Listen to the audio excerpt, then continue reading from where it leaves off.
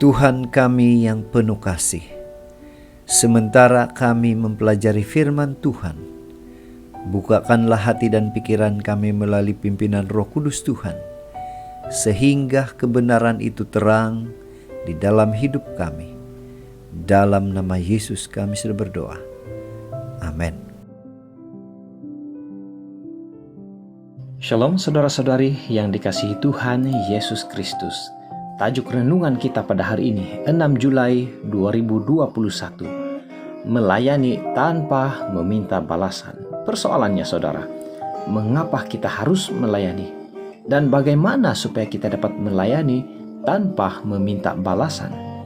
Ayat inti kita terdapat di dalam 2 Raja-Raja 5 ayat 26 dan 27. Saya ringkaskan firman Tuhan ini.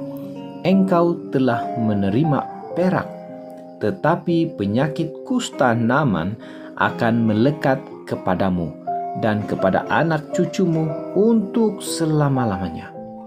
Saudara, di dalam 2 Raja-Raja 5 merupakan peristiwa di mana Naaman disembuhkan.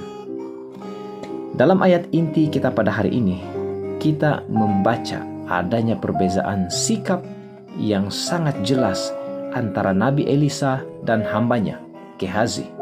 Ketika itu, Naaman, panglima Raja Aram yang sakit kusta, disembuhkan setelah mengikuti perintah Elisa untuk mandi 7 kali di Sungai Yordan. Terdorong oleh rasa terima kasih, Naaman memberikan sejumlah hadiah yang berharga kepada Elisa.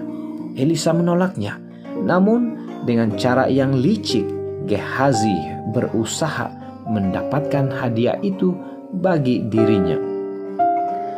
Saudara, mengapa Elisa menolak pemberian? Elisa menolong penyembuhan Naaman untuk memuliakan Tuhan.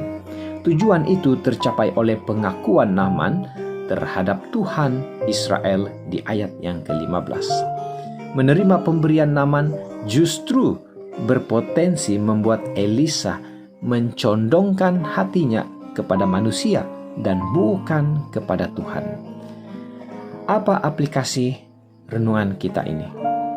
Pada saat ada orang yang memberi kita sesuatu yang berharga dan mempunyai nilai yang tinggi, khususnya beberapa pertimbangan harus kita pikirkan sebelum menerimanya. Yang pertama, apakah tujuan pemberian orang itu? Yang kedua, kalau kita menerimanya, apakah tujuannya bagi kita? Dan yang ketiga, apakah menerima pemberian akan menurunkan kepercayaan orang terhadap kita dan terhadap Tuhan yang sedang kita layani? Yang paling penting saudara, ingat, Tuhanlah yang diutamakan di dalam hidup kita. Itu sebabnya pada pagi ini saudara, saya ingin mengajak saudara-saudari semua, walau dimanapun saudara berada, marilah kita melayani Tuhan tanpa mengharapkan apapun balasan jasa manusia. Maka kita akan mendapat belas kasih serta berkat yang istimewa daripadanya. Mari saudara-saudari semua kita berdoa. Ya Tuhan, terima kasih karena Engkau menjadi sumber segala keperluan kami, untuk kami terus melayani tanpa meminta balasan dari orang. Terima kasih Tuhan Yesus. Kami sudah berdoa dan mengucap syukur. Amin. Semoga firman ini akan terus memberikan berkat, sukacita, dan kekuatan, dan juga sebagai panduan di dalam kehidupan kita. Mari saudara-saudari semua, kita tetap setia, tetap semangat, dan tetap positif. Tuhan memberkati. Bapa, terima kasih atas firman yang begitu indah, yang menguatkan kami untuk terus setia kepada Tuhan. Dalam nama Yesus, kami berdoa. Amin.